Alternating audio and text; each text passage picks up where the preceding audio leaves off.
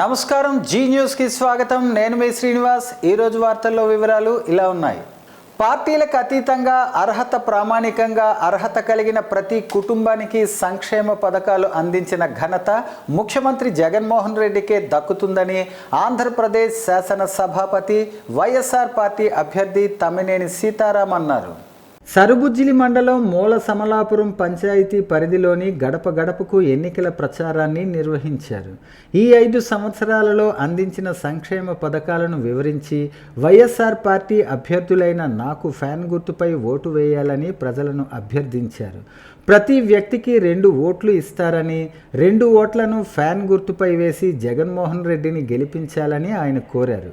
ఈ సందర్భంగా స్పీకర్ తమ్మినేని మాట్లాడుతూ ప్రభుత్వం అమలుపరిచిన సంక్షేమ పథకాలు ఇలానే కొనసాగాలంటే ముఖ్యమంత్రి జగన్మోహన్ రెడ్డిని మళ్ళీ ముఖ్యమంత్రి చేసుకోవాలని, ఏమరపాటున తప్పు జరిగిందా చంద్రబాబు నాయుడు ఈ సంక్షేమ పథకాలను రద్దు చేస్తాడని అన్నారు.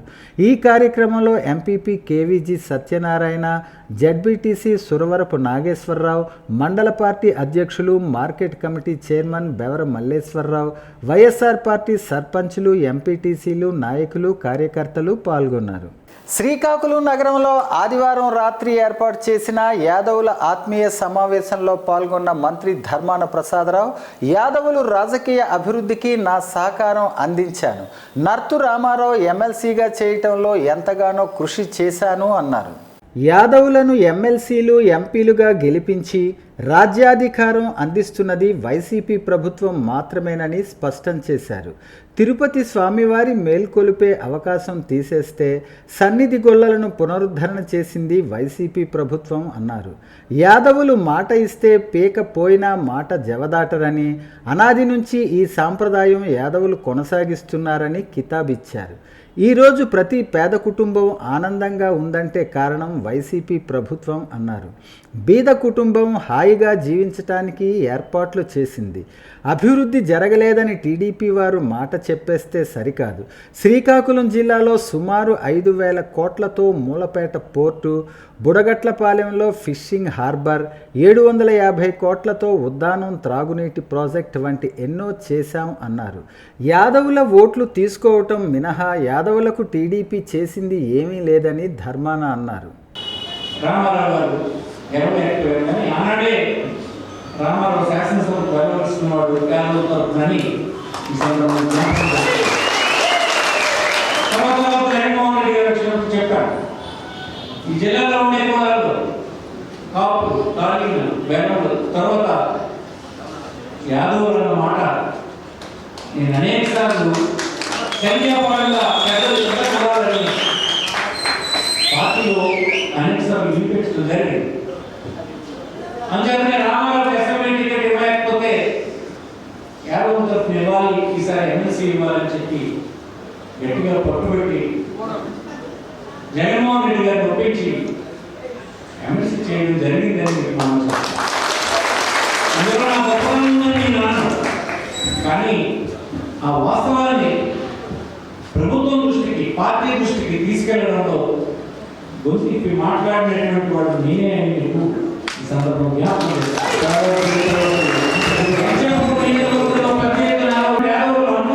ప్రభుత్వం ఈనాడు రాష్ట్రంలో వచ్చింది.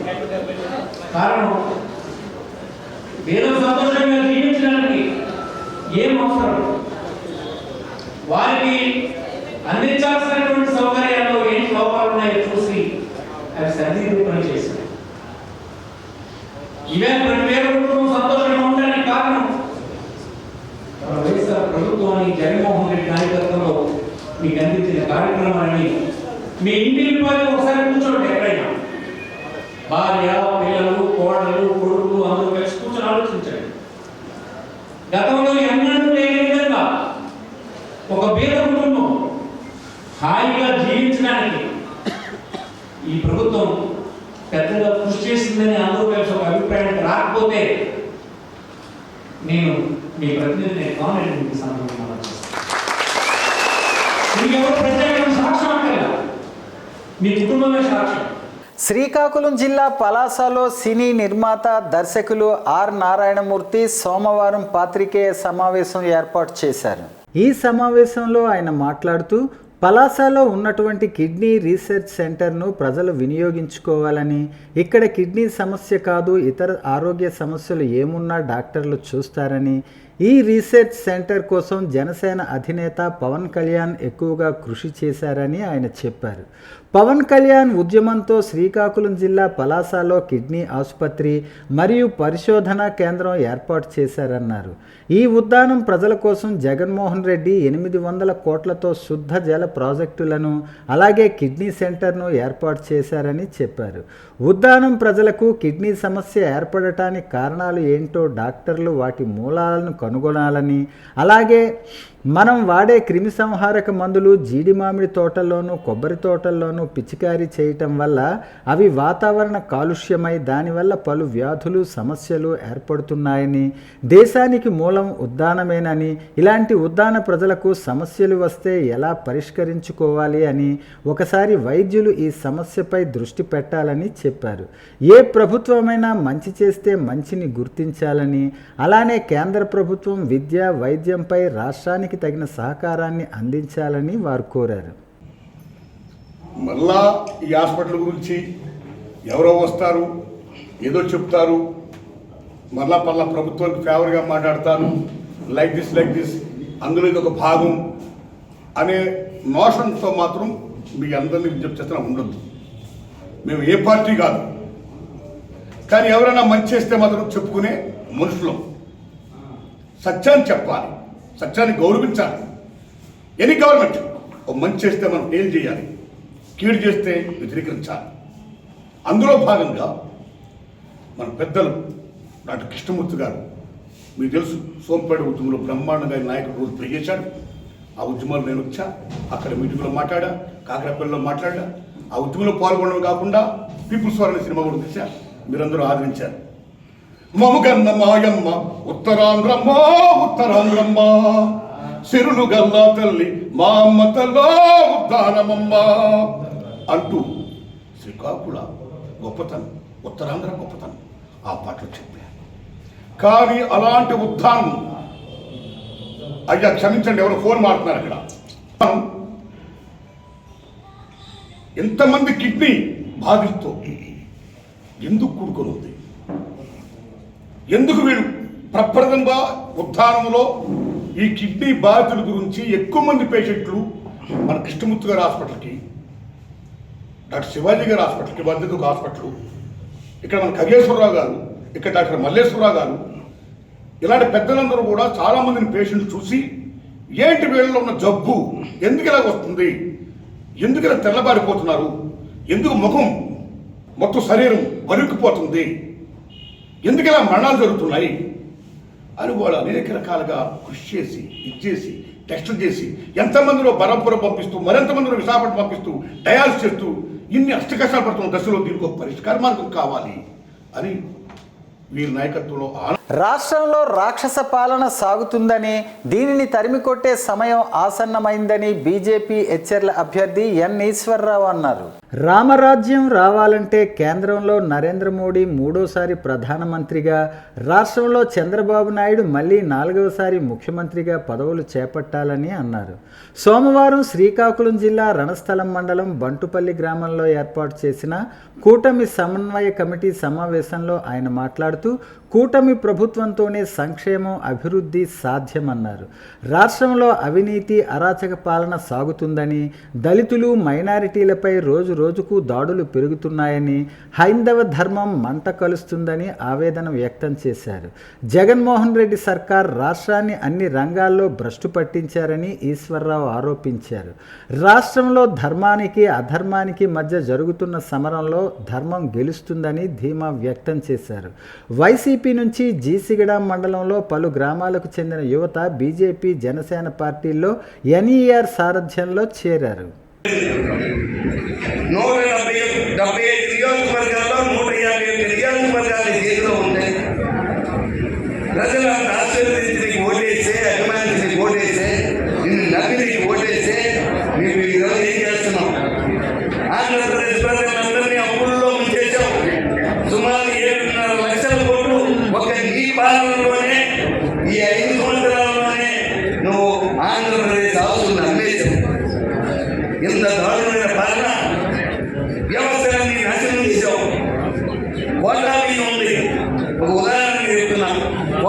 ఐదేళ్లుగా ముఖ్యమంత్రి జగన్మోహన్ రెడ్డి తాడేపల్లి ప్యాలెస్కు స్థానిక మంత్రి ఇంటికి పరిమితమయ్యారని, ప్రజలను పాలనను పట్టించుకున్న పాపాన పోలేదని టీడీపీ, జనసేన, బీజేపీ కూటమి ఎమ్మెల్యే అభ్యర్థి గొండు శంకర్ ఆరోపించారు. నియోజకవర్గంలో జిల్లా కేంద్రం మొదలు గ్రామీణ ప్రాంతాల్లోనూ ఒక్క అభివృద్ధి పని జరగలేదని, సమస్యలు పేరుకుపోయాయని విమర్శించారు. ప్రజలు ఇబ్బందులు పడుతుంటే పాలకులు మొద్దు నిద్రపోతున్నారని మండిపడ్డారు. బాబు సూపర్ 6 పథకాల ప్రచార కార్యక్రమం సోమవారం శ్రీకాకుళం రూరల్ మండలం సప్తపురాలు, నందగిరిపేట, నారాయణపురం, సనపలవానిపేట, తురకవానిపేట, మన్నయ్యపేట గ్రామాల్లో మాజీ కౌన్సిలర్ సనపల కొండయ్య ఆధ్వర్యంలో సాగింది. ఈ సందర్భంగా శంకర్ మాట్లాడుతూ, నవరత్నాలు మేట నొక్కితే సంక్షేమం అంటూ ప్రచారాలతో ప్రజలను మోసం చేశారని ఆరోపించారు. కేంద్ర ప్రభుత్వ సహకారంతో ఇతర రాష్ట్రాలు అభివృద్ధి చెందితే మన రాష్ట్రం అప్పుల ఊబిలో కూరుకుపోయిందని ఆవేదన వ్యక్తం చేశారు. కేంద్ర ప్రభుత్వం ఇస్తున్న నిధులను సైతం పక్కదారి పట్టించేశారని పేర్కొన్నారు. ఎన్డీఏ నేతృత్వంలో చంద్రబాబు నాయకత్వంలో రాష్ట్ర భవిష్యత్తు మారనుందని తెలిపారు. నియోజకవర్గ అభివృద్ధికి ఎంపీగా కింజరాపు రామ్మోహన్ నాయుడు, ఎమ్మెల్యేగా తనను గెలిపించాలని కోరారు. ఈ కార్యక్రమంలో సవ్వారి ఈశ్వర్రావు, పాతిన వెంకటరమణ, అల్లూరు రామకృష్ణ, సనపల రాము, కోన శ్రీను, ప్రభాకర్, మూకల్ల బోడయ్య, కామేష్, జాడ అప్పారావు, రాష్ట్ర బీసీసీఎల్ ఉపాధ్యక్షులు బోర గోవింద, వకాలవలస మాజీ సర్పంచ్ పేడాడ రామారావు, టీడీపీ, జనసేన, బీజేపీ నాయకులు, కార్యకర్తలు పాల్గొన్నారు. శ్రీకాకుళం జిల్లా కల్లేపల్లి గ్రామానికి చెందిన లోకనాథం పద్మ గ్రామ పరిధిలో గల మణినాగేశ్వర స్వామి ఆలయం బయట సేవకురాలుగా ఉండేవారని, ఆలయానికి వచ్చే భక్తులు చేసిన సహాయంతో జీవనం సాగిస్తూ మెదడు క్యాన్సర్ బారిన పడి ఇబ్బందుల్లో ఉన్నారని సిక్కోలు స్వచ్ఛంద సేవా సమితి సభ్యులు ఉర్లాం శివతేజ అన్నారు. ఈమె ప్రస్తుతం కీమోథెరపీ చేయించుకుంటున్నారని, భర్త కొద్ది నెలల క్రితం చనిపోగా ఒంటరి జీవనం కొనసాగిస్తున్నారన్నారు. వైద్యానికి, తిండికి ఇబ్బంది పడుతూ గ్రామస్తుల సహకారంతో సిక్కోలు స్వచ్ఛంద సంస్థను సంప్రదించగా స్పందించిన సభ్యులు తక్షణమే దాతల సహకారంతో 11,000 రూపాయల ఆర్థిక సహాయాన్ని ఆమెకు సోమవారం అందించామని తెలిపారు. సేవలకు ప్రతిరూపం సిక్కోలు స్వచ్ఛంద సేవా సమితని, ఈ కుటుంబానికి అండగా నిలవాలనుకుంటే గూగుల్ పే, ఫోన్పే లేదా నేరుగా కానీ సంప్రదించవచ్చన్నారు. ఈ కార్యక్రమంలో సంస్థ సభ్యులు శివతేజ, జగదీష్, బాలకృష్ణ, చరణ్, రాజు యాదవ్, గ్రామ పెద్దలు జయానంద తదితరులు పాల్గొన్నారు. లోకనాథం పద్మావతి సంవత్సర కాలం నుండి అనారోగ్యం పాలై సరైన చికిత్సకు డబ్బులు లేక ఇబ్బందులు పడుతూ ఉంటుంది.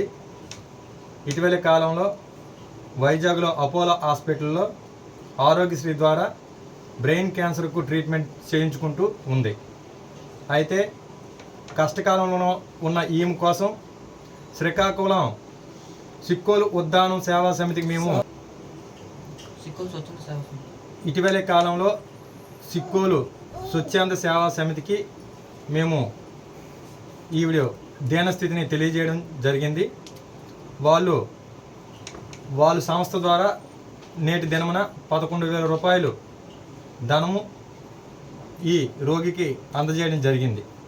ఇంకెవరైనా దాతలు వీళ్ళ దీనస్థితిని చూసి సహాయం చేయాలనుకుంటే సిక్కోలు స్వచ్ఛంద సేవా సంస్థ ద్వారా కానీ నేరుగా ఈ పేషెంటు తాలూకా వ్యక్తులకు కానీ మీరు ధన రూపంలో కానీ లేదా వైద్య సహాయ సహకారాలు కానీ అందించవచ్చని మనస్ఫూర్తిగా మేము తెలియజేసుకుంటున్నాం.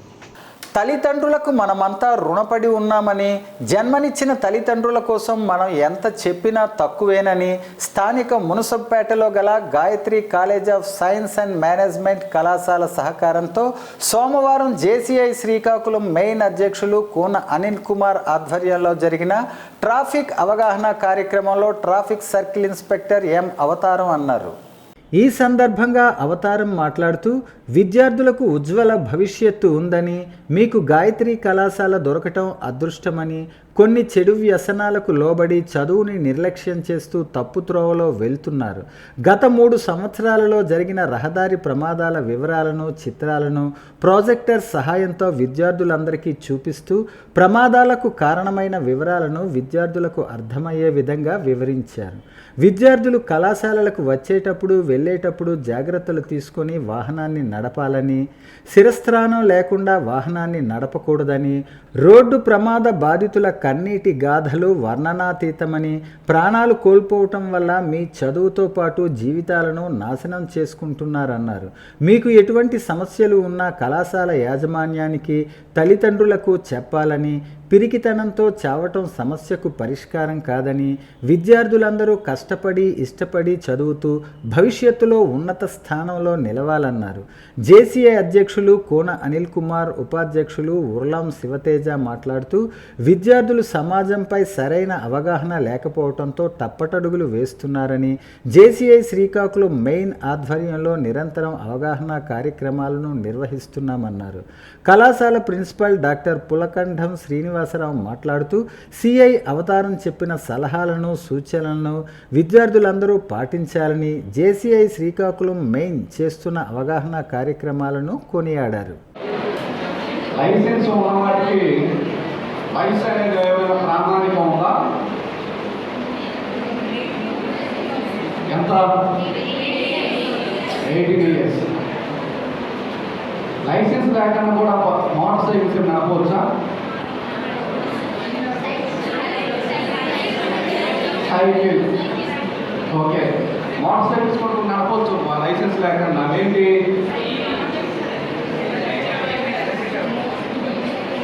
నా వాయిస్ రావట్లేదు, ఎవరు గట్టి కావాలి చెప్పాలా?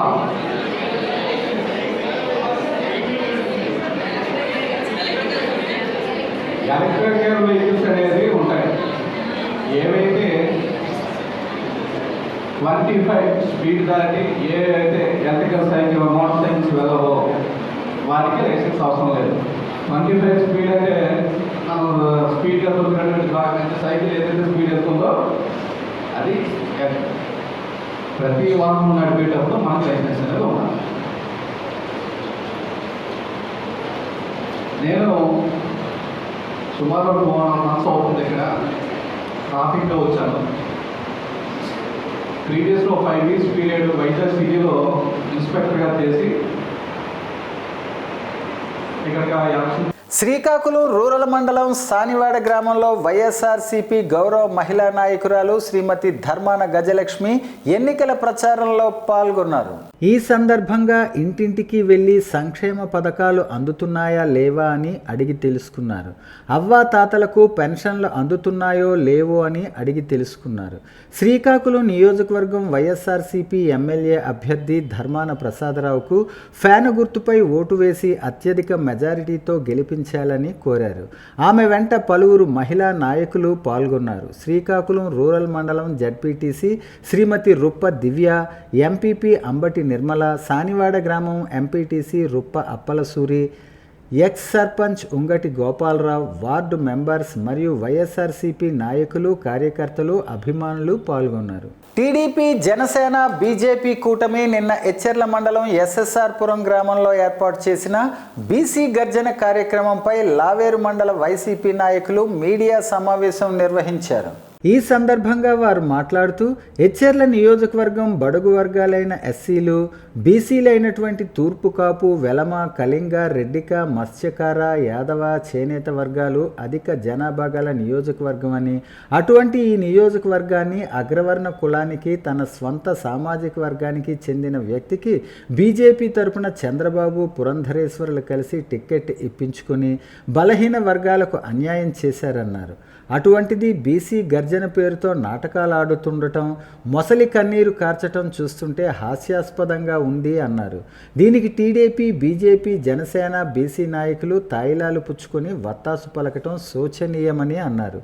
నియోజకవర్గ ఎస్సీ, బీసీలు రాజకీయ చైతన్యం గల విఘ్నులని, రానున్న ఎన్నికల్లో వీరికి గట్టిగా బుద్ధి చెబుతారని అన్నారు.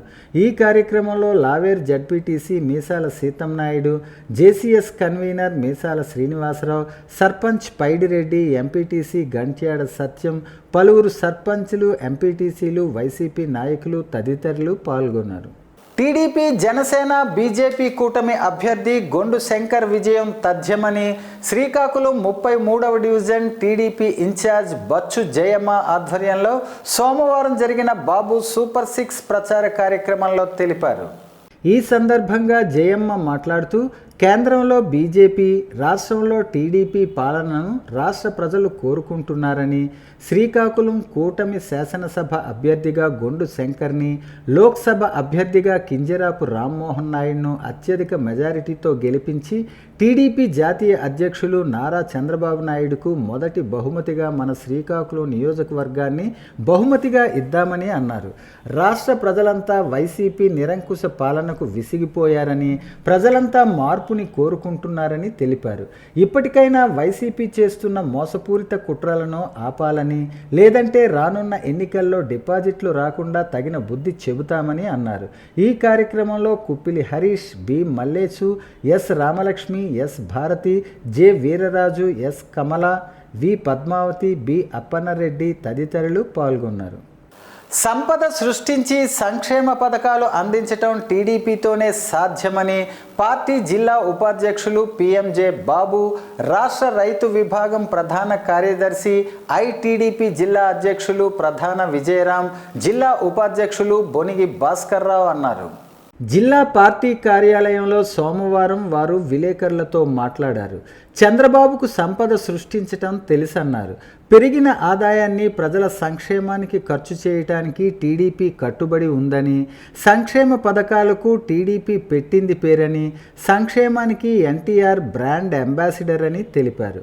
అమరావతి అభివృద్ధి ప్రణాళికాబద్ధంగా జరిగి ఉంటే రాష్ట్రానికి ఆదాయం గణనీయంగా పెరిగేదని, పింఛన్ల విషయంలో వైకాపా శవ రాజకీయాలు చేసిందని ఆరోపించారు.